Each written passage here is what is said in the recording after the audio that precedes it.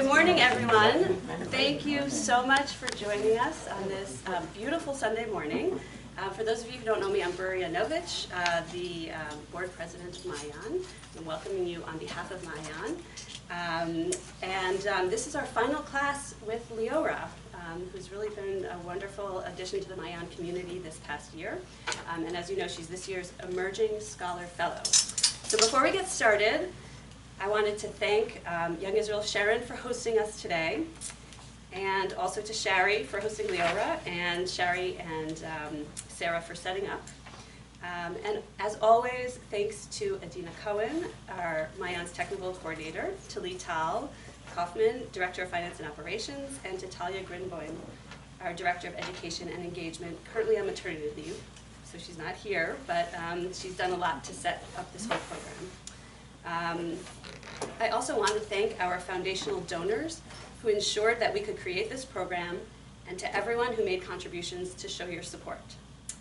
Leora's mentor for this class is Tammy Jacobowitz. She couldn't be here in person, but she has worked with Leora on the class design and pedagogy, and we'll be meeting with her again after the class, and her partial bio is on the flyer if you're interested.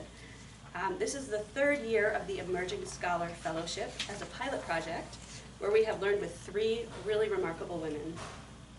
Recordings of all of the ESF classes are on the Mayan YouTube channel. You can access it through mayan.org. Over the next year, we will be converting the pilot into a permanent feature of our regular Mayan programming. We're going to take some time to adapt and expand the program, and we'll be fundraising to ensure a strong financial basis. Please be in touch if you'd like to learn more. And we're also hoping to learn more with our scholars over the coming year. So stay tuned for more details on that. We do have 2 classes in the summer with our 2 prior scholars. So again, keep an eye on the Mayan website and your emails for more information on that. Thank you, Leora. It's been a real privilege to learn with you this year, and we hope to learn with you again in the future. Leora's bio is on the, hopefully you got the colorful page as well, for those of you who want to see a little more information. And without further ado, I'll turn it to Leora. Thank you. Thank you. Hi everyone, Boker Tov. Thank you for the introduction. Thank you to everyone who's been so involved in making this fellowship run so smoothly. Thank you, Shari, for hosting me last night, even though I came late and left early, so I didn't even get to see Shari last night, but thank you anyways for her hospitality. And thank you all for coming to learn together on a Sunday morning. I am looking forward. So in our last topic, in our series of brachot, I want to just zoom out a little bit to think about the institution of brachot in general. It used to be, way back in the day, that there was no such thing as brachot. It would be that you'd pick up an apple and take a bite of an apple, and there would be no borei pri eitz before eating the apple. It'd be that you would take your lulav on Sukkot, and you'd be ready to do the mitzvah of shaking lulav, and there'd be no asher kitshanu mitzvotav v'tzivanu al netilat lulav. You just go ahead, you do this, you shake the lulav, you sit down at the Shabbos table, you have your lechem mishnah, everybody washed, everyone gathers around the table, everyone's quiet, and there's no hamotzi lechem min haaretz kad b'chala. Everyone would just take a bite of the challah and just eat it. No bracha. It used to be there was no such thing as bracha. And it's so strange to think about that, being that bracha are such an integral part of our Judaism nowadays. But it wasn't always like that. It wasn't actually until the time of the Babylonian exile, after the destruction of the first Beit HaMikdash, that they actually instituted bracha. It was that they used to have, right, the Beit HaMikdash as this kind of spiritual focal point of Judaism, and that would give people spiritual energy and revive them and keep them connected to Hashem. But after the first 4 Ban Habayis, the people's spirituality started to decline and deteriorate a bit. And Ezra HaSofer and his Beis Din, during that time of the Babylonian exile, decided that we needed to do something to kind of revive Judaism again, to kind of bring Judaism back into people's daily consciousness, into their routine lives. And they decided at that point in history to establish brachot. And also all of our set tefillot, right? It used to be that there were korbanot, but there was no such thing as waking up in the morning and davening Shachrit and Mincha and Ma'ariv, and saying any of these brachot. And it was only at this time, during Ezra HaSofer's time period of him and his Beis Din, that they finally decided to institute brachot as a way of kind of bringing meaning, bringing God back into our daily routine lives.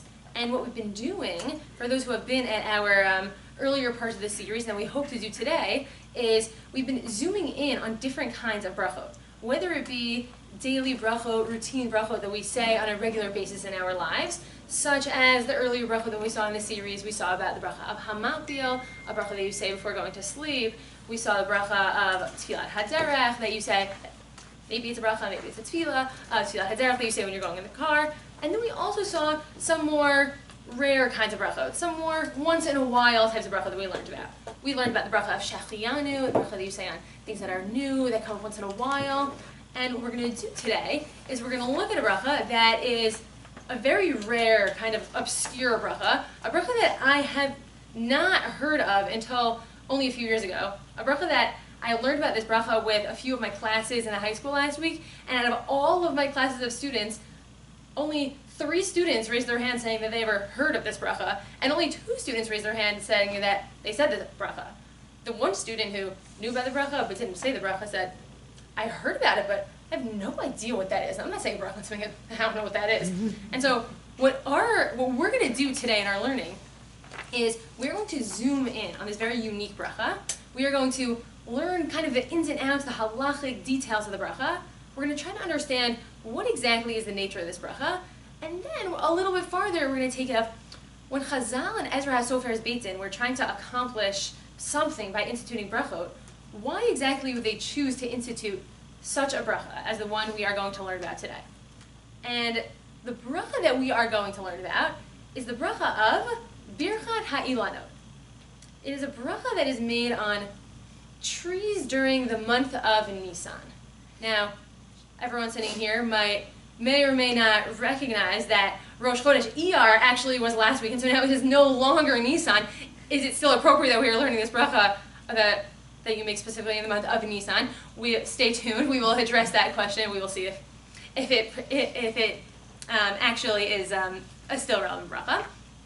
And what we're going to do in order to start us off on this journey of exploration of this bracha of Birchat Ha'Ilanot is we're going to familiarize ourselves a little bit with the bracha itself. We're going to kind of try to give ourselves a foothold in what exactly is this bracha. So the way we're going to do that is we're going to turn to our source sheet, to source number 1, to Gemara in Masechet Brachot.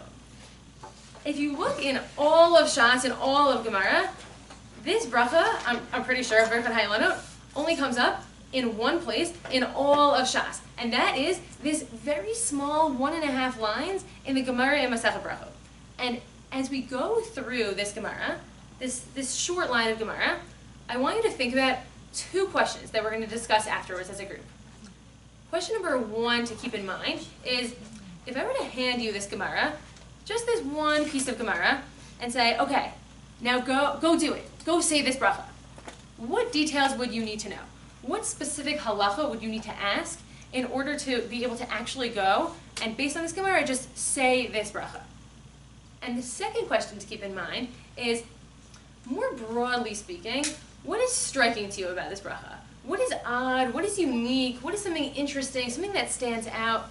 What is kind of a broader question that you have about this unique bracha of Birchat Ha'Ilanot? So let's keep in mind both that detail-oriented and that broader question as we read this line of the Gemara, and then we'll discuss it all together. Okay, let's go to source number 1, the Gemara Masechet Brachot, and Daf Mem Gimel Amud Bet. The Gemara tells us, Amar Rav Yehuda. Rav Yehuda says, Haiman denafik biyomei Nisan. One who goes out during the days of Nisan, v'chazi ilani dekam melavlevi. He goes out and he sees trees that are blossoming, melavlevi. Omer, he should recite the following bracha. Baruch shelo chiser ba'olamo klum.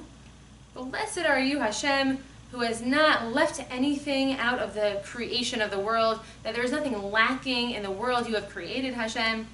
Barabo, and you have created briot tovot, v'ilanot tovot, and you have created in this world beautiful creatures and beautiful trees. hitzna'ot b'hen b'nei adam, that man can benefit from. So Rabbi Yehuda says there's this bracha that you say when you go outside during the month of Nissan, you see blossoming trees, and the bracha goes like this. Blessed are you, Hashem, for creating this beautiful world that is filled with these magnificent trees and creatures that you've created that man can benefit from. So let's take that one line of Gemara, a critical reading of that one line of Gemara that we want to do right now. And let's think. If I were to just give you this line of Gemara, what specific details, what questions would you have to ask in order to be able to go out and actually do this bracha? What specific halachic questions do we have? Let's start with that step. Well, I think it's two. What's defined as a tree, and what kind of trees are we talking about? Excellent. Tell me your name maybe when you... Chana. What is it? Chana Berman.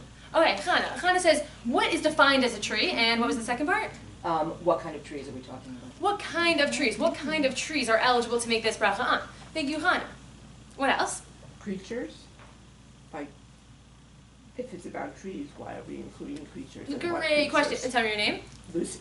Lucy asks, if this is a bracha on trees, why in the text of the bracha are we also thanking Hashem for creating beautiful creatures? Isn't this a bracha on trees? Well, That's her name. Naomi, you need the bees for pollinating, so I could see that the creatures would be an important part of the trees. Oh, Naomi says, perhaps in answer to Lucy's question, perhaps the creatures are actually an integral part in creating the trees and helping the trees continue to be functioning.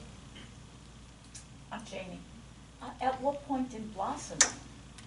Great. The Gemara seemingly gives us a specific time to say this bracha, when the trees are blossoming, but what exactly does it mean that trees are blossoming? At what specific stage in their blossom are we meant to say this bracha? Excellent. Amy, tovos, what makes them tovos versus, I mean, there are lots of trees out there. What's a good tree versus just a tree?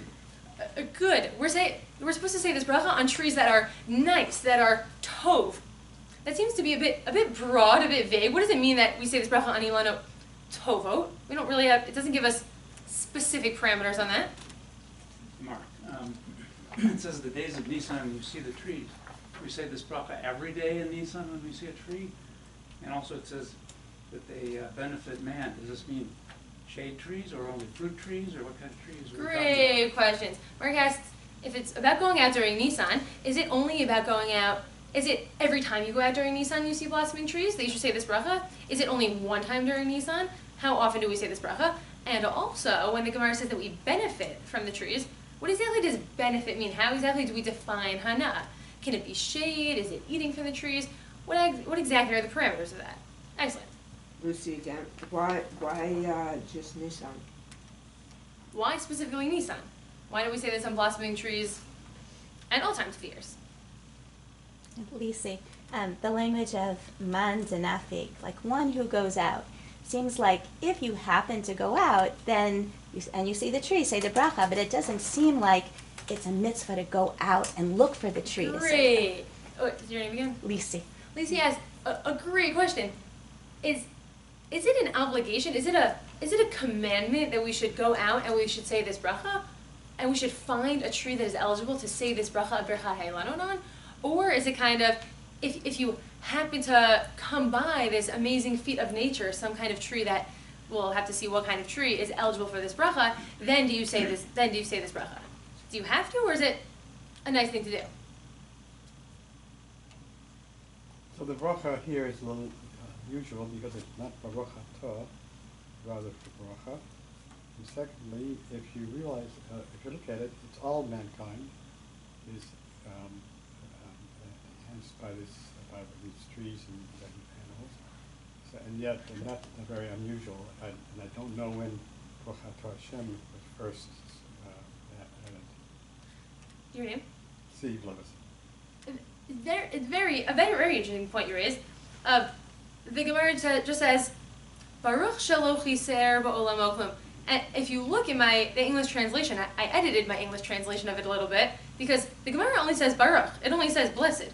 I added in parentheses, are you Hashem, God of the universe, which in Hebrew translates to Baruch Ata Hashem Melech HaOlam, like we generally say in the Nusach HaBracha. And it would appear that probably the Gemara is just speaking in shorthand, and really you actually do say, Baruch atah Hashem Elokeinu melech haolam. Although there are some commentators who say that we actually shouldn't recite this bracha b'shem u'malchus. We actually shouldn't use Shem Hashem in this bracha, which maybe would be indicated by that line of the Gemara. Follow comment? Oh, no question. Okay, so I think those are really many of the core details about what exactly is this bracha, what details would we need to know in order to go out and say this bracha. And I think people started to touch upon also some of the things that stand out to us in the bracha, some things that are unique in the bracha. Why is it specifically in Nissan? Do you have to go out? Is it an obligation to go out and say this bracha, or do we kind of just say it? Why does it not say Birchat Ha'Ilanot? Why do we have to benefit from it?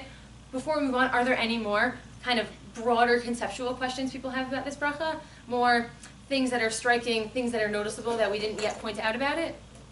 We sort of did point about it, and just kind of tying in with what Steve said about the bracha, not saying, Baruch atah. Also, in the bracha it talks about which all man can benefit. We don't have any other bracha that include mankind, and it's really just about God created this, God created that, and Sherry's raising that kind of, we don't usually bring man into bracha. Brachot are usually about praising Hashem, and this bracha seems to be kind of taking in man benefiting from the world and involving man kind of in this picture of the bracha, which is unique.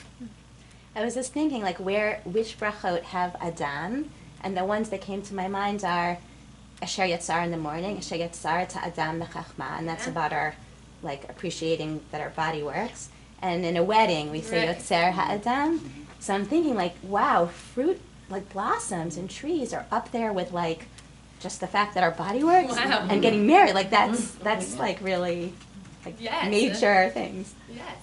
I'm also feeling like after the winter, and here in particular, when you have the spring and you suddenly see the blossoms, it's a natural thing to express thanks to God for even considering the little flowers on the trees. Yes, which is something that we're going to discuss even more later on. That kind of this unique time of the year that this bracha comes at the end of the winter and the beginning of the spring, as this kind of blossoming and this renewal of hope that the blossoming of the trees kind of indicates to us. It's interesting that, well, Tu B'Shvat has happened before, and that's when you plant the trees. Nissan is awfully close. I mean, you plant the tree, it's not already blossoming. It takes a while.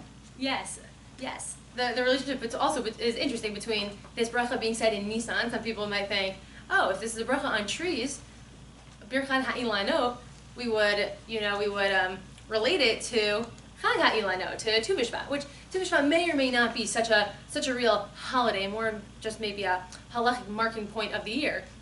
But interesting, the relationship between when Tu B'Shvat is and we say this bracha Birchat Ha'Ilanot. Good. So, another question? Yeah, just one comment about the timing of this in Nissan that Amy triggered for me. My parents were just here from Israel, and they were able to say the bracha in Galut, because the timing of Nissan in the spring is appropriate, but in Israel it's too late. So this is a Galut-oriented bracha. It's very interesting. Rabbi Chesed notes that also that this is a bracha on nature, and sometimes when we have brachot when we have mitzvot that involve the land and mitzvot that involve nature, those often take place in Eretz Yisrael. And usually Eretz Yisrael is kind of the focal point of where those mitzvot take place. And sometimes they extend on a rabbinic level also to outside of Israel, but really often they are primarily in Israel. And Rabbi Chesed also raises an interesting point about when the blossoming falls out in the different areas of the world. Blossoming trees might happen in Nissan in America, but in Israel, the trees might start blossoming at different times of the year, which is an issue that we're going to have to address here also. Not really a comment on this, but just when you walk into this building and you see those big, beautiful trees, like every single time I walk down, I'm like, oh my gosh, look at how gorgeous those colors are and the blossoming, and you just have to stop and notice. But so it's exciting that there is like this thing to like make us stop and think about that. Certainly. Is there a connection to Pesach? Is there a connection to Pesach? Yes. Wait until the end, and we're gonna have to tie it into the time of the year and to the season of Pesach. Okay. Any final comments, questions? We gathered a lot here. Okay. So what we're going to do is we're going to start off by going into the more detail-oriented questions in order to give us a little more familiarity with the specifics of this bracha of Birchat Ha'Ilanot. And once we kind of have our foundation in the details, then we'll move on to the broader conceptual questions and the more nuanced specific questions, the more nuanced broad questions. So let's start with the specifics. Let's do, I sometimes like to do with my classes in school, the 5 W's. We like to do the who, what, where, why, and the when.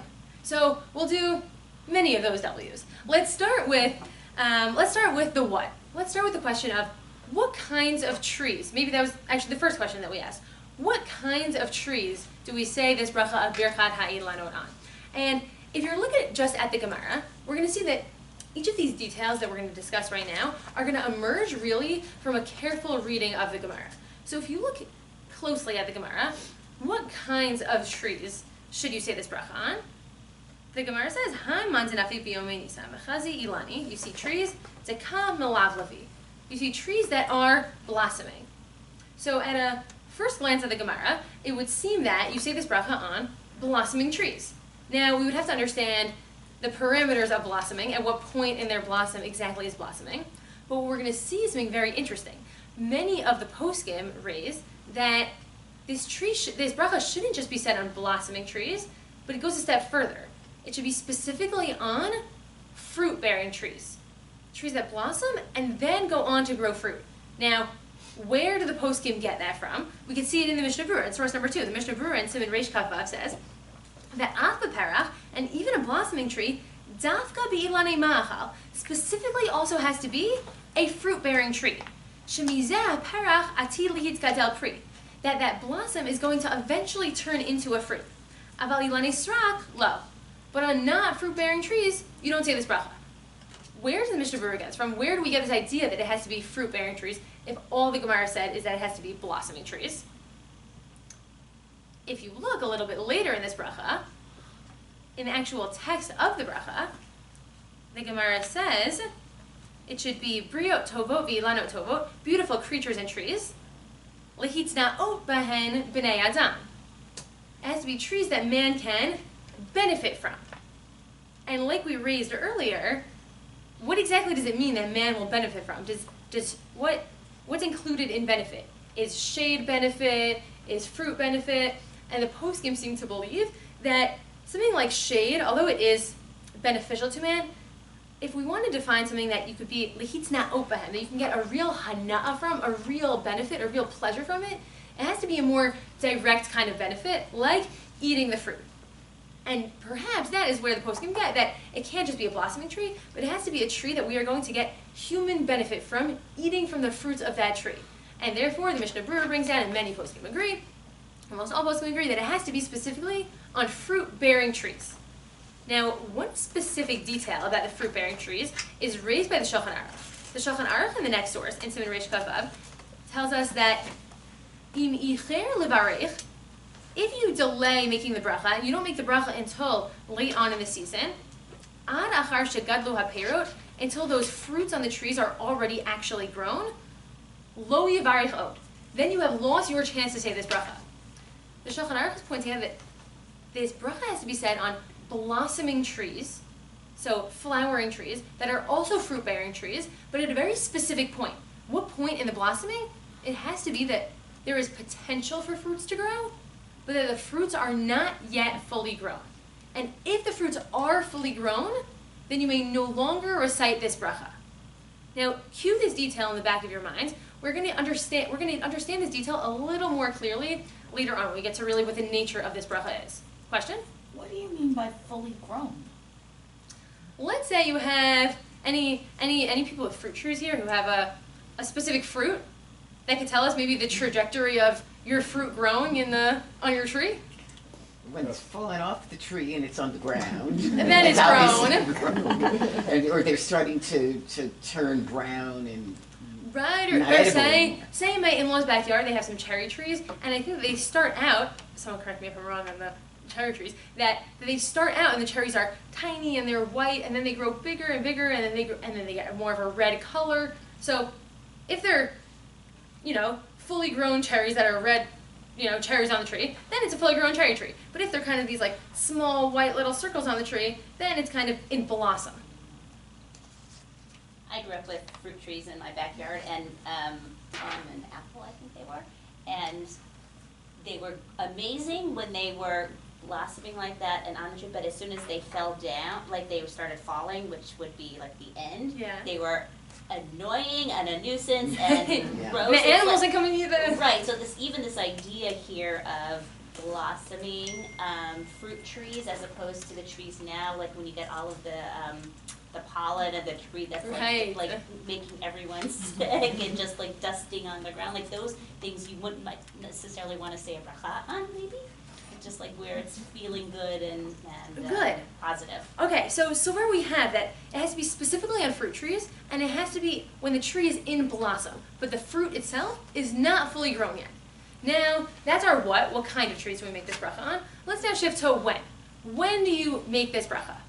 Now, if you think about brachot on nature in general, if you look in Masechet Brachot, where in Ketzad Mevarchin, the parak where it has all sorts of different brachot that you say on amazing feats of nature, usually the Gemara, I don't know if any other places, the Gemara says a specific time that you say that bracha. For example, let's say you take a bracha on a rainbow, on a great feat of nature, a beautiful rainbow in the sky. Now, do you only say the bracha on rainbows during the month of Tishrei or during the month of Nissan? No, you say bracha on rainbow whenever you see a rainbow in the sky. Do you only say bracha on thunder when it's the rainy season? No, if it thunders in the summer, you also say the bracha on thunder. So the bracha on trees in Nissan is interesting. So the Gemara says that we say it specifically in the month of Nissan, which perhaps implies something unique about this bracha, that it's not necessarily tied just to a feat of nature, but also to this time of year, to the time of Nissan. But on the other hand, the Gemara is saying that we say the bracha on flowering trees. So maybe Nissan is the time that trees happen to be flowering, but the Gemara is just kind of indicating to us, just pointing us to, if you want to say in flowering trees, you're most likely to find flowering trees during Nissan. But really, any time of year that you find flowering trees, you could say this bracha. So which one is it? Does it have to be specifically in Nissan, or could it be any time of the year? This is perhaps the most pressing bracha for us sitting here, for those of us who have not yet made this bracha of Birchat Ha'Ilanot and are wondering, what, hey, ER already passed, there's already Yom HaAtzmaut, I'm no longer in Nissan. Is this shiur, I'm going to have to wait a whole other year in order to fulfill what happened to this year, or can I walk outside and see a fruit tree on someone's lawn and go and say this bracha now? So what do the poskim say? If you look in source number 4, the Ritva, one of the commentaries in the Gemara, tells us, V'yamei Nisan, lav dafka. Everyone can breathe easy. Yamei Nisan is not specific, doesn't have to exactly be during the month of Nisan. Rather, kol makom makom lefi mashu d'malaf levi. Rather, anywhere where there are blossoming trees, whether that's in Nisan, whether that's in ER, whether that's before Nisan, if there are blossoming trees, you can say this bracha, says the Ritva.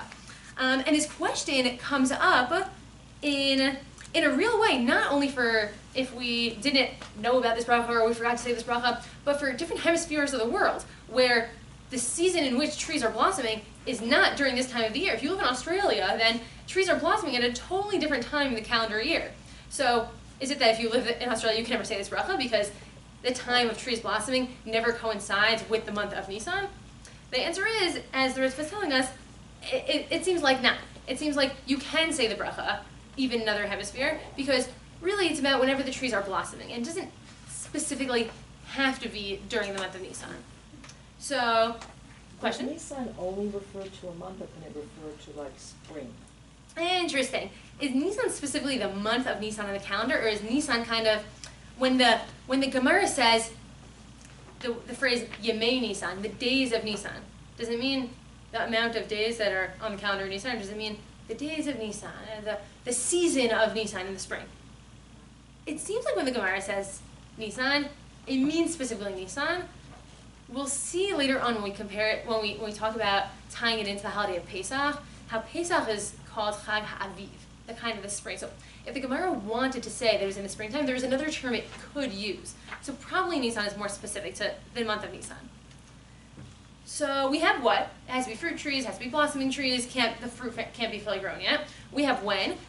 In the month of Nisan, the Gemara specifically says month of Nisan, but the Ritva And the later commentaries say probably could really be any time the fruits are blossoming.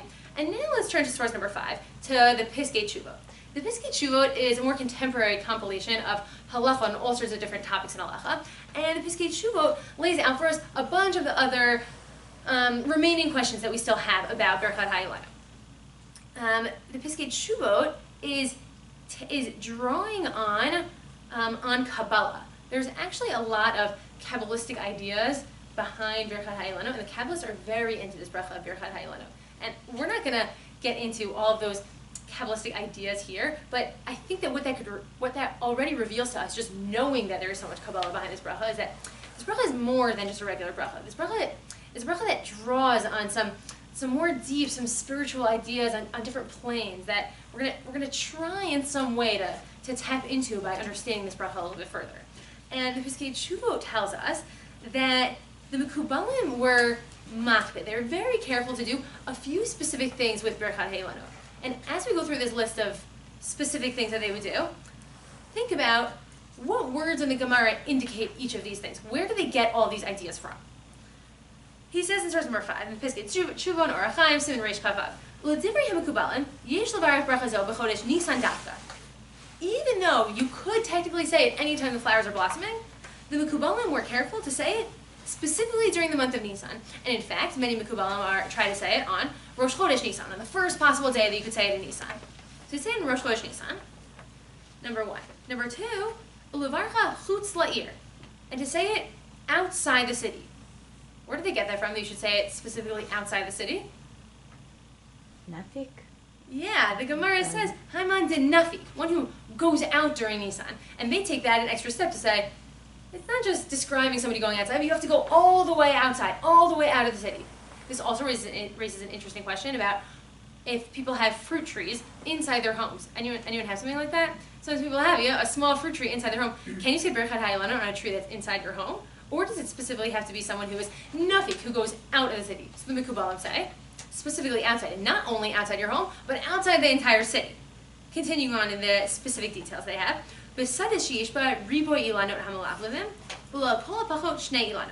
should go all the way out to the fields where there's lots of blossoming trees, and there should be a minimum of 2 trees. Where in the Gemara did they get that from, that it should be specifically at least 2 trees? It's plural. It's in plural. The Gemara doesn't just say, if you see an ilan, a tree in singular. I have my younger brother's name is Ilan. He gets very excited when it's Tu B'Shvan Chag Ha'Ilanot. I recently told him about this bracha, and he's very excited to go out and say this bracha. Oh, this is my bracha, Birchat Ha'Ilanot. It doesn't just say one Ilan, it says Ilane in plural. And so the Mekubalim are makpid to say this on multiple trees, on a minimum of 2 trees. Ulahadar levarech b'minyan anashim. And to go out and say it with a minyan of 10 men there to say this bracha. Now that one I'm not sure has basis in this line of Gemara itself, unless somebody can find somewhere where it says that. But this is probably the idea of Berov Am Hadras Melech. When we want to do something, we want to do it in a way of pomp and excitement and having all the people gathered together. And so that would make sense that we would have it, that we'd have this bracha done with a minyan. And so the Piskei Teshuvot gives us a few more specific details about this bracha. Any more, before we move on to the broader questions about this bracha, does anyone have any more outstanding questions about the specifics of this bracha that we did not address in these sources yet? Okay, one other question that is raised that is very interesting is whether this bracha is considered a mitzvah aseh shehazman gerama. Is this bracha a time-bound mitzvah? If it's specific to the month of Nissan, then maybe this is a time-bound mitzvah. And if so, then maybe women are not obligated in this bracha of Birchat Ha'Ilanot. Now, being obligated in this bracha is a question to start with. Like we raised earlier, is anyone really obligated, or is it just if you happen to see the tree, then you could say this bracha? But there are some Sephardi poskim who say that Sephardi women don't recite this bracha because Sephardi women don't recite brachot on mitzvah. For example, if a Sephardi woman is counting Sfirat HaOmer, most Sephardim she'll just count the Omer, but won't say a bracha on counting the Omer. And so some Sephardi poskim say that women don't actually say this bracha of Birchat Ha'Ilanot. However, Ashkenazim and even the majority of Sephardi poskim do say that women, at least may not be obligated, but at least can say this bracha of Birchat Ha'Ilanot, because if you think about it, first of all, is it really time bound if you have the entire month of Nissan to say this bracha? It's a little bit of a hard excuse to say it's a time bound. It's really hard for me to get to it during the whole month of Nissan, and also because it doesn't seem to be a mitzvah, a bracha that is dependent on time. It's not really the zman that is grama. It really seems to be the flowering, the blossoming trees that is what obligates you to say this bracha. And so probably it's not really a time-bound mitzvah, and women are obligated, or at least can say it in the same way that men can say this bracha. That's just an interesting aside about this bracha of Birchat Ha'Ilanot. So now that we have the specific details and we're more familiar with this bracha of Birchat Ha'Ilanot, now I want to take it a little bit farther to go to a conceptual level of what kind of bracha is this? What exactly is this bracha trying to accomplish? What is the nature of this bracha? And the way in which we are going to do that is we're going to take this bracha and we're going to compare it to two different other kinds of brachot.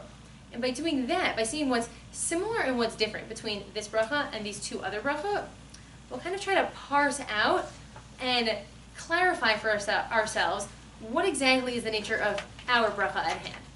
And the two brachot that we are going to compare it to are, one, a bracha called Shekacha Lo Ba'olamo. Raise your hands for anyone who has heard of that bracha before.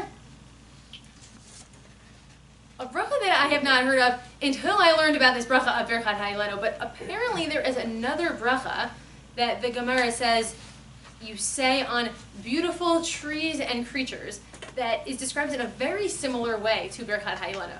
So we're going to compare it to this bracha of Shekacha Lo Ba'olamo, and we're also going to compare it to a bracha that we are much more familiar with, and those who were at an earlier part of our series will be even more familiar with, and that is the bracha of Shehecheyanu, a bracha that we say on new and exciting things that come up once in a while.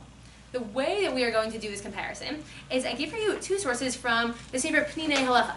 Pninei Halacha is written by Rabbi Eliezer Melamed, who resides in Eretz Yisrael at a yeshiva called Har Bracha, and he has this beautiful work called Pninei Halacha that is really a clear, comprehensive work on almost all areas of halacha, where he just so clearly details all of the specifics and things you need to know about different areas of halacha in a very clear and beautiful way. He also sometimes ties in the spiritual meaning behind the mitzvot and behind the brachot, and just a very clear, comprehensive, beautiful work. And so I give you two excerpts, one about the bracha of Shekacha Lo Ba'olamo, and one about the bracha of Shehecheyanu.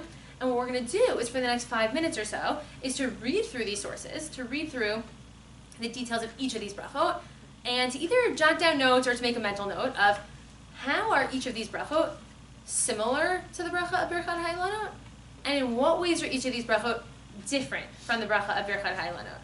And if you had more time after comparing them, I want you to think about if you had to choose one of these brachot to say Birchat Ha'Ilanot is most similar to this one, which one would you choose, and why would you choose that one? So let's break into chavrusa time for the next 5 minutes or so, and then we'll come back together and we'll discuss the question a little bit. Okay.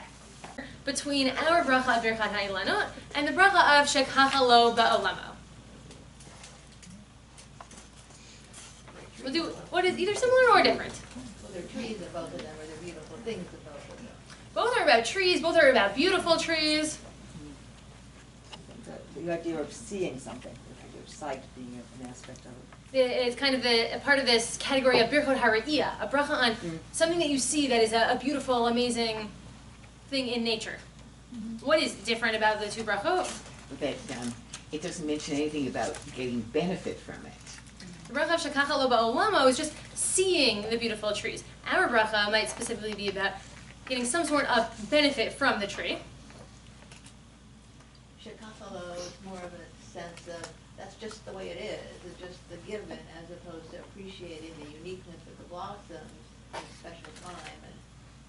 Yes, the language of this bracha of Shekacha Lo Ba'olamo is an interesting language. What kind of bracha is that? Shekacha Lo Ba'olamo, that is the way it is in the world. It doesn't seem like the highest praise of the world. It kind of seems like it is what it is. That's the way you made it in the world. And not and not what it should be of this beautiful awe over the wonders that Hashem created in the world, as opposed to Birchat Ha'Ilanot, which is specifically appreciating these beautiful blossoming trees that we're seeing during the month of Nissan. What else? This one doesn't seem, I mean, it says a beautiful person, so it's not confined to what we Shekach think Ba'olamo of as is nature. not only on trees.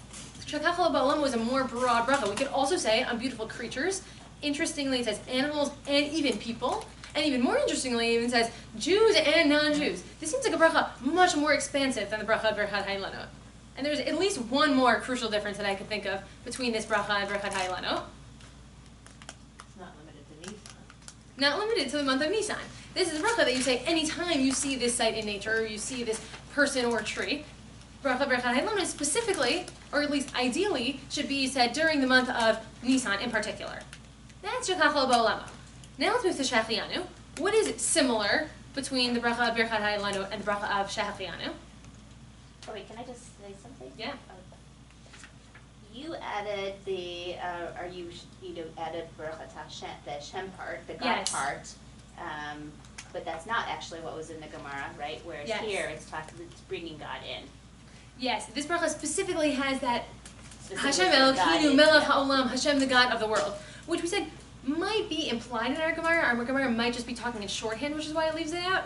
But there are some poskim who say that we actually shouldn't say this bracha with Shem Machas Hashem Hashem.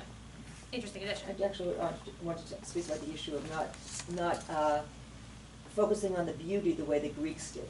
I think that's a really important aspect of this one, and that's why it's Shekach Ba'olam kind of lessens that aspect of physical beauty. Right. It's taking away a little bit of that element of just something being beautiful, and that is why it is great, and bringing God into it, and appreciating the beauty that God has created in this world, and taking a moment to note that beauty that God has created. Beautiful. Now let's go to the bracha of Shechianu. So what is similar between the bracha of Birchat Ha'Ilanot and the bracha of Shechianu? So this focuses on the time element, that it happens at a specific time. So this is, if the requirement is only in Nissan, and it comes up once a year, it's the same as other. Right, similar to Shechianu, that they both come at specific times of the year, only once in a while and at specific times. It's like coming back of something. It's like this thing was gone, Yes. now it's back again. And It's almost like this renewal of renewal something of that it, yeah. we didn't have, and now we have it again, and we're so excited to have it again. We have a bracha instituted at that moment. Anything else that's similar between the two brachot? It talks about benefit. Benefit from the world, and some kind of Shechianu V'Kimanu V'Higiyanu Lazman has said that we could have this amazing thing that we got to, and we are going to benefit from the trees during Nisan. What's different? What's the difference between Birchat Ha'Ilanot and Shechianu? What's not similar about them? Well, for Shechianu, we don't say until we eat the fruit, not when we see the fruit is about to form. Oh, okay. Panini Halacha was raising this issue a little bit, but we say Shechianu on the fruit itself, on a fully grown fruit. Whereas the Shulchan Aruch pointed out to us earlier that Birchat Ha'Ilanot cannot be said when a fruit is fully grown. What else? What else sets these two brachot apart from each other? The Shechianu is broader. Shechianu is a much broader bracha. We say Birchat Ha'Ilanot only on trees. We say Shechianu on a whole array of different things, times, holidays, foods, mitzvot. Anything else? The Shechianu, what we're really thankful for is us being here at this moment. Oh, okay. Shechianu is about us in the moment, and not the actual thing itself, perhaps. And that's a point that I want to draw on a little bit further. Now, before we get there, just looking at these two brachot, which side do you lean towards? Which bracha is Birchat Ha'Ilanot more similar to? Is it more in the category of Shekach Ba'olam, or is it more in that category of Shechianu? Which one do you think, and why? I think the first one, because of this issue of Re'iyah. It falls under this category of Birchat Re'iyah, seeing something in nature and saying a bracha on it. Want to read Shechianu? Yeah, this thing about it coming, this thing that was gone and now comes back to life, and that renewal just feels. Nice.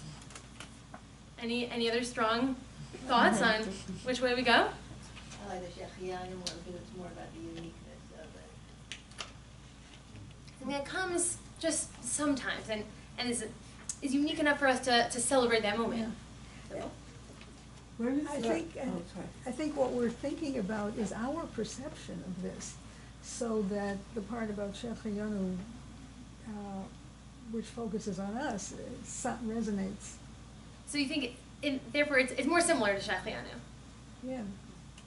Where Question? is the piece about, the needing to have a minion to say, or it being preferable? Yeah, to that have was a in the minion? Piskei Tshuva. It's verse number 5. Yeah, so in some ways, that idea gives the blessing more weight, and the Shechianu to me has more weight than the first blessing. It seems like a more chashuv, kind of important bracha than we say with a minion, which you want to say is more similar to Shechianu. Right. Which is a bracha that, it feels like a more important kind of bracha than this bracha that most of us never even heard of Shekach lo ba'olamo. One more thought? And yes, and the most radical is the first, when you meet Jew or non-Jew. So it's universal in both of those. I'd say that's out of way out there. So you think it's more similar to Shekach lo ba'olamo? Yes, absolutely. Because there's more universal, wide, broad kind of bracha. I think it's more, but in the first one, it's just, it's an observation to say, I'm observant, I don't ignore what exists in the world. The second one is more gratitude for what it is. Yes. So similar to each of the brachot in their own ways. So I think if we think about this bracha of Birchat Ha'Ilanot in comparison to Shekach lo ba'olamo and in comparison to Shechianu, I think that at first glance, the most simple way to view it is that it is more similar to the first bracha of Shekach lo ba'olamo.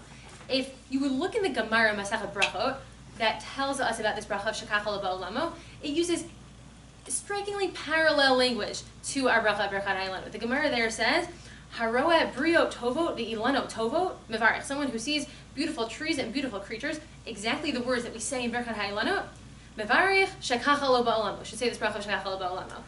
It's also a bracha that is said on trees, on some kind of beautiful trees, some bracha that is celebrating nature. It seems very similar to the bracha of Shekach lo ba'olamo. But I think the problem with viewing it as in the same camp as Shekach lo ba'olamo is, if it is also, in fact, a bracha on trees and this beautiful feat of nature that God has created, then the question we would have to ask ourselves is, then why do we have two brachot here? Then shouldn't the bracha of Shekach lo ba'olamo be enough? Why would we have a bracha that you say on beautiful trees that you see all year long, and then also specifically have a bracha that you say on beautiful trees during the month of Nissan? This would be an unnecessary extra bracha if Birchat Ha'Ilanot really is in that same camp of Shekach lo ba'olamo. But I think if we look a little bit deeper into the nature of it, then it'll be like what many people raise, that it's actually more similar to the bracha of Shechianu. And in order to understand that comparison, I think we have to better understand the nature of the bracha of Shechianu. Last time when we discussed earlier in the series about the bracha of Shechianu, we were looking at all the different places, times of the year, and events in life where we say Shechianu. We saw you say Shechianu on a new house and a new fruit, and you also say it on holidays, you see it on mitzvot, and we tried to tie together all those different times that you say Shechianu and understand what is the underlying theme that runs through all of these different Shechianu brachot. And the theme we came out with was this idea that Shechianu was said on something that happens once in a while and something that brings us a tremendous simcha. And that could apply across the board. That can apply whether it's a new fruit that only comes into season now and you're very excited about it, and it can also apply when you're about to do the mitzvah of lulav that you haven't done the entire year and you're so excited to fulfill Hashem's commandment of doing the mitzvah of lulav. And that ties together all the times we say Shechianu as something that's new and exciting. But I think there's another way to view Shechianu that we raised here also. Remember your name? Lisi. I think that Lisi was the one who raised this point, that maybe the bracha of Shechianu isn't on the actual item that we're saying Shechianu on. Maybe when we say Shechianu, it's not really a bracha on the new fruit. It's not really a bracha on the house table. It's not really a bracha on the mitzvah of lulav. But maybe the bracha of Shechianu is really a a bracha that we say at a landmark time in our lives, whether a landmark time in our personal lives that we built a house or had a baby, or a landmark in the seasons of the world. This is a significant time in the year in that this is coming into season, or that this holiday is coming up. And it's not a bracha on the actual item itself, but it's a bracha reflecting on all of the time that has passed since we last said this bracha of Shechianu. It's a bracha that we plant at certain times of the year that are significant, but it's not actually a bracha on the actual item, but rather it's just that it is a significant moment in our lives, and at that pivotal moment, we are going to pause and thank Hashem, Shechianu v'kiyamanu v'hiyanu lazman hazeh. Thank you, Hashem, for bringing us to this pivotal time in our lives, and this reflection on the bracha that Hashem has given us, not specifically on this fruit, but everything that has guided us to this time that we've made it to this new season. And perhaps the bracha of Birchat Ha'Ilanot is similar in that way, in that it's not a bracha actually on the trees themselves, but it's on what the trees symbolize. It's on what this time of year brings about. And a proof that we can offer perhaps for each of those is that a proof that Shechianu is not about the actual fruit itself, but it's on what the fruit represents, it's on this time of year, is that the Pnei Halacha was raising, or your name also? Mark. Mark was raising the point that Shechianu on a new fruit, the Gemara initially says that when do you say Shechianu on a new fruit? It doesn't say that you say Shechianu when eating the new fruit. It says you say Shechianu upon seeing the fruit. And now, the practice nowadays mostly is to say Shechianu right before eating the fruit. And it's a question, should you say Shechianu first, or should you say the bracha of ha'itz, or whatever bracha the fruit is first? But really, initially, the suggestion is that you should say Shechianu upon seeing the fruit. Why do you say Shechianu on seeing the fruit if you're not about to benefit from that fruit? Because Shechianu is not about the fruit itself. It's on that you see that fruit is in season, and now you know that it marks this landmark time in our year. It's not about the fruit itself, but it's about what the fruit represents. And so too with the bracha of Birchat Ha'Ilanot. What proofs do we have that Birchat Ha'Ilanot is not about the actual trees themselves, but it's about what it represents? What is the detail that we saw earlier that proves that it's not about the actual thing, but on the broader ideas of it? It has to be blossoming, that it's not like the fruit is ready to eat or anything. Birchat Ha'Ilanot has to be on the Shulchan Aruch says it can't be on a tree that the fruit is fully grown. It has to be on a blossoming tree. Why? Because Birchat Ha'Ilanot is all about representing this time of year that is a time of blossoming. It's a time of renewal, a time when spring is in the air and is this time of hope and rebirth. It's not a bracha on the actual trees themselves. It's not a bracha on the actual fruit themselves. But it's a bracha on this time of the year. And in fact, one more detail that also proves this is, we asked a question before, why do we mention beautiful creatures in this bracha Birchat Ha'Ilanot if really it's only a bracha on trees? Why do we say it's on trees in Nissan, and in the bracha we say Briot Tovot V'ilanot Tovot? Thank you, Hashem, for creating these beautiful trees and these beautiful creatures. What do creatures have to do with bracha? Maybe the pollen of the trees, the bees has to do with also the trees themselves, but I think more convincing is even that this bracha, even though it's a bracha that we say on trees, it's really a reflection on the era that we are in. It's not specifically tied to the trees, but it's more expansive. And the text of the bracha is indicating that by saying, this is a bracha that you say on the Hashem, thank you for creating these beautiful trees and these beautiful creatures and these beautiful creations in the world. So it's a bracha that we say on trees, but it represents much more than the trees themselves. I also think the idea that you're not supposed to, you have to say it when you go out, like outside of the city, and you need a minyan, like it's not an immediate thing where, and it's more communal as opposed to like Shechianu, which is more personal, immediate, Yes. like when you're in the moment of it, that you would say that it's actually, Shechianu is much more, it's more immediate, but it's also like you could do it more often than you would do the Ilanot. Yes, because it not only comes once a year in Shechianu, we could say at all different times during the year. The poskim actually bring up a very interesting halacha that proves this comparison between Shechianu and Birchat Ha'Ilanot. there is one unique shita, one opinion that says that if you make the bracha of Shehecheyanu on a fruit, from a fruit tree that came about during this time of Nissan, then you have fulfilled your obligation of Birchat Ha'Ilanot, and you no longer should recite the bracha of Birchat Ha'Ilanot. That you can fulfill a Birchat Ha'Ilanot through saying the bracha of Shehecheyanu. And there are other commentaries come to this very unique approach, and in all sorts of ways try to disprove it. And they go as far as to say that many of the commentaries say it's actually a printing error and it's a typo, and they didn't really mean that. It can't really be true that Shehecheyanu can fulfill your obligation of Birchat Ha'Ilanot.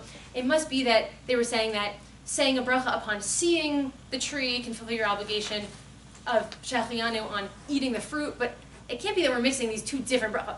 They're different brachot, Shehecheyanu and Birchat Ha'Ilanot. They're not the same as each other. But now with everything that we've learned, it actually seems like it makes a lot of sense to say that you can fulfill Birchat Ha'Ilanot through saying Shehecheyanu, because they seem like actually very similar brachot that are celebrating something that comes at a certain time of the year, and it is Chazal are choosing a specific item, a specific thing to say this bracha on, whether it be a new fruit for Shehecheyanu or trees during the month of Nisan. But it's a bracha that represents much more than the actual item itself, but is reflective on the time period as a whole and on broader messages that we are to gain during this time of the year. And so if we flip to the last page, the last detail that I wanted to discuss is to come back to this question of what does this bracha have to do with the month of Nisan?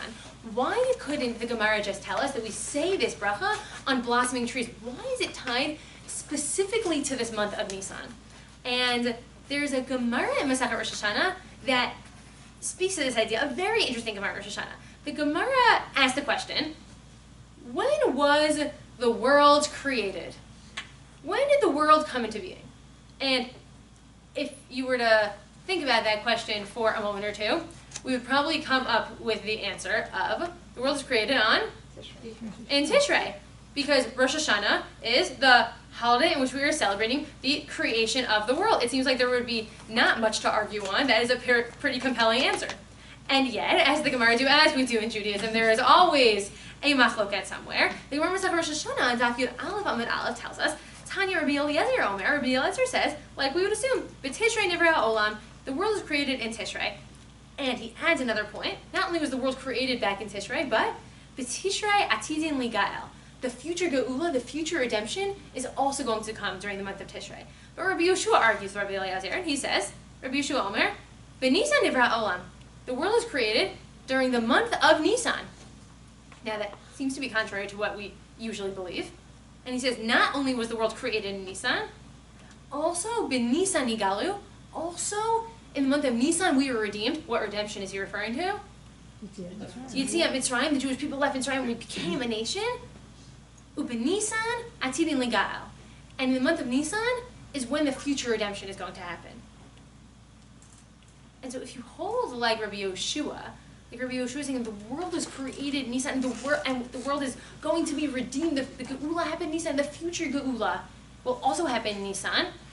Why might it be appropriate that this bracha of Birchat Ha'Ilanot is said specifically during this month of Nisan? Because it seems that this month of Nisan is a month of Geula. It's this time that is auspicious for the redemption to happen. That the Jewish people left Mitzrayim, and that was the start of our trajectory as a nation. That was the start of our fulfilling the purpose in this world, the start of our journey towards the ultimate redemption. And Rabbi Yeshua says the future redemption also will happen during this month of Nisan. And as we raised earlier, is this bracha related to the month of Pesach? Is it coincidence that Pesach and Birchat Ha'Ilanot both happen in the month of Nisan? It seems like not. Pesach, if we look in source number 9, Ishmael Parak Tet Zayin Pasuk Aleph, describes the holiday of Pesach as being Shmor at Chodesh Ha'aviv. Pesach comes during the month of spring. And when your kids in school learn about Pesach and they learn all the different names of the holiday of Pesach, and there are lots of different names that we call Pesach, Chag HaMatzah, and Chag HaPesach, and one of those names is Chag HaAviv, the holiday of the spring. Why is spring definitional to the holiday of Pesach? Why do we care that Pesach is in the spring? And Rashi actually in this passage goes so far as to say that it's so important that Pesach falls out in the spring, that what do we do if the calendar works in a way that Pesach won't fall in the spring? Then we make it a leap year. Then we add an extra Adar, because it's so crucial that the holiday of Pesach happens during the springtime. Why does Pesach have to happen during the spring? Because it has to happen during this time of rebirth, of renewal, of the trees are blossoming. The Jewish people left Mitzrayim. Rabbi Yeshua says this is a month of the future redemption. Nissan is this month of Geula. Like we say, spring is in the air. We say Geula is in the air. It is this time of redemption, this time of the Geula. And what's so interesting about this bracha Birchat Ha'Ilanot and seeing the blossoming trees and the trees that come after a long winter of the barren trees, you wonder if those trees will ever grow leaves again, there'll ever be beautiful foliage and fruits, and all of a sudden you start to see that little bud of a tree, the little sapling, it starts to blossom during this month of Nissan. And also looking at this kind of spiritual redemption that happens during this month of Nissan. The Jewish people leaving Egypt, Pesach having to be in this month of Nissan, the future redemption coming during the month of Nissan. What's so fascinating is this alignment, as if, of the spiritual world and the physical world. And that is this time of year that we look around, we walk outside this building, we see the blossoming trees, is also this time of Geula, leaving Mitzrayim, the future redemption. Is also Geula and redemption in the spiritual world. And there's a Gemara in Masachet Sanhedrin that we did a little bit recently in Daf Yomi that exemplifies this idea that the physical world and the spiritual world are actually quite aligned with each other. The Gemara says, Rabbi Abba, we know that the times of the redemption are coming. We know that the times of the Geula are coming. When? Shenamar, Ba'atem Harei Yisrael, Anfaychem Titznu Pirichem Tis'u Amei Yisrael, that at the times of the future Geula, there will be fruits growing on the trees of Eretz Yisrael. We take that for granted. We go into Israel and we see fruit trees in Israel. That was not always the case. We go back in the history, we see the poetry that was written much earlier on, and it wasn't that we always had blossoming trees in Israel. It wasn't always that Israel was this flourishing country. It used to be that it was a totally barren country. And the Gemara is telling us that at the times of the Geula, at the times of the spiritual redemption of the world, the physical world will also show that Geula. There will also be fruits growing on those trees during this time of the Geula. And it's so fascinating to see the way that Hashem orchestrates the world, and that the physical world and the spiritual world are in some way aligned with one another. And I think just to take this bracha in both the season that we're in physically as we see the blossoming trees outside, and also into the season that we're in right now, coming off of Yom HaShoah, Yom HaZikaron, Yom HaAtzma'ut, it makes me think about the way in which we refer to Eretz Yisrael in our tefillot and the Mishaberach. We refer to Eretz Yisrael as Reshit Tzmicha Ge'ulatenu. That Eretz Yisrael is this beginning of the fruitfulness, the beginning of the sprouting of our Geula. And thinking about it, this bracha, both on a personal level, of this coming at a time of year and to encourage us to think of the world through a lens of growth and of reflection, and in what areas of our lives, like the tree, do we want to blossom? In what areas of growth do we have potential for? In what places do we desperately need that a fresh start, a new beginning? And not only though on the personal level, but to think about what this bracha means on a national level during this season of Geula as a nation coming out of Mitzrayim, and Geula as a nation in Yom HaZikaron and Yom HaAtzma'ut.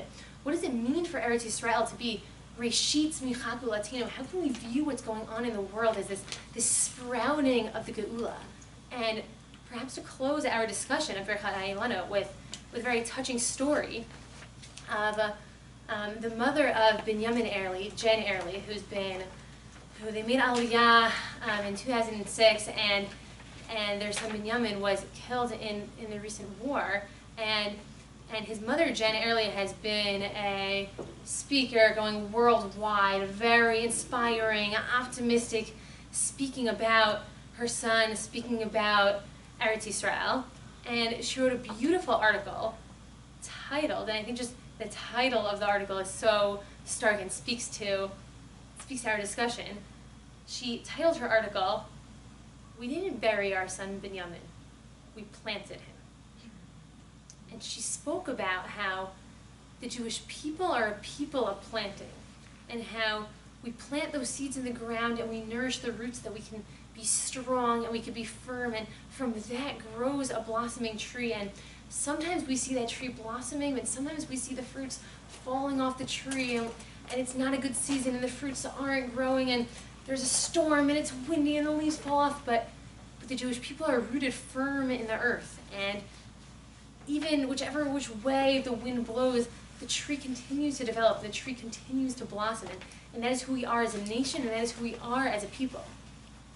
And perhaps after our learning today, where we looked really into this bracha of Birchat Ha'Ilanot, we got a sense of what exactly is this bracha? Do we say it only during Nissan? What kind of fruit trees do we say it on? Fruit trees, the fruit not fully being grown. We compared it to the other brachot of Shekachal Ba'olama, which seems to be this appreciation of nature, and said maybe it's actually more similar to the bracha of Shechianu one, appreciating this moment in our lives, the moment in the physical world, and also the moment in the spiritual world, of this potential for growth, this potential for blossoming. We can think of both on a personal level for each and every one of ourselves, and also on a national level. How can we look for those areas of growth? How can we look for that potential for redemption, and to not despair in times when it seems like the wind is blowing us one way or the other, but to hope that those blossoms will bear fruit and they will grow into that beautiful tree that the Jewish people really stand for. And just to close really our series of learning about brachot, for us to always be able to use the text of the bracha and the details of the halacha, and really look into what the words of the bracha are, and to use the text of the bracha as a lens into viewing all of the brachot that Hashem gives us in our lives, and really appreciating the tremendous brachot that Hashem gives us. We should all be able to say many brachot, and in that merit for Hashem to fill our lives and continue to fill our lives with much bracha. Thank you all for learning together, and happy to hear you. Thank you so much, Leora, for your inspiring learning in the past and today. It's really been wonderful to learn from you and with you. I just want to quickly remind everyone that we have a full lineup of classes coming up in the next month. And want to highlight two with special sharing connections. We have a class with Rachel Sharansky-Danziger on Zoom this coming Thursday, May 8th at 8:30 a.m., sponsored by Naomi and Mark Chernin in memory of Gita Chernin, Zichrona Livracha, and that will be a free class on Zoom. Also on Sunday, May 18th at 10 a.m., we have a hike and learn with Rabbi Chessis, and please see mayan.org for more information on all of our classes. Thank you for coming. We have some refreshments outside. Please enjoy. And Leora's, if people have follow-up questions, Leora will be here for a little bit. And so, thank you all. I hear that lots of people in Sharon, as a more rural area, have lots of fruit trees on lawns here. And so, as long as the fruit's not fully grown yet, you can, in fact, go out and say this bracha still. Rabbi Chessis even perhaps volunteers his lawn as lots of eligible fruit trees for the bracha. Everyone's invited to the Chessis family orchard. Awesome.